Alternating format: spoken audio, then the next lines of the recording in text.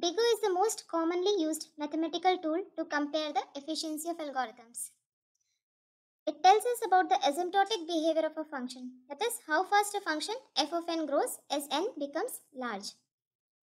This Big O examines the rate of growth of a function by comparing it with some standard function whose rate of growth is known. Now let us see the formal definition of this Big O notation.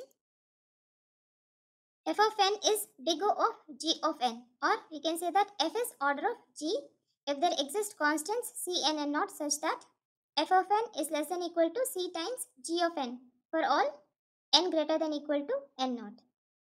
Basically, this definition means that the function f will not grow faster than function g for larger values of n, or we can say that g is an upper bound on function f. Here f is the function whose rate of growth we have to examine, and g is the function whose rate of growth we know. Now let us take some examples. Suppose we have this function f equal to 5n plus 4, and we take g equal to n. Now let's check whether we can say that f is order of g. Now this 5n plus 4 will be order of n if we can find some constants c and n naught such that 5n plus 4 is less than equal to cn for all n greater than equal to n naught. This is what the definition says. Now if we take c equal to 6 and n naught equal to 4, then this definition is satisfied and we can say that 5n plus 4 is order of n. These constants are not unique and there can be many more values of c and n naught which can be used to show that this 5n plus 4 is order of n. These values are not important because we will be just saying that 5n plus 4 is order of n. Similarly, we can show that these functions are also order of n. Now suppose we have these functions. Taking appropriate constants, we can show that this 3n square plus 4n plus 7 is order of n square. Similarly, we can show that these functions are also order of n square. Now in practice, we will not find the order of a function in this way.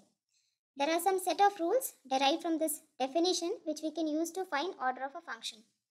In the next lecture, we will see how to do that. Now let's see some functions that are commonly used in place of this function g.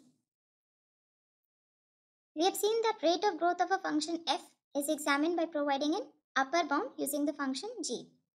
Now for this function g, only some simple functional forms are used.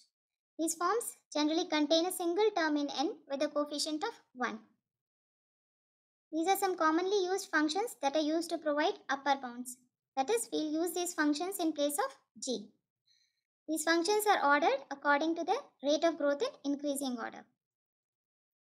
In this table, we have values of some of these functions for different values of n. We can see that some functions grow faster than the others. For example, growth rate of this function n cube is much higher than growth rate of n or n log n. So if we have two functions f1 and f2, where f1 is order of n and f2 is order of n cube, then we can say that rate of growth of f2 is more than that of f1 because growth rate of this function n cube is more than that of n. Now in the next lecture, we'll learn how to find Big O of a function.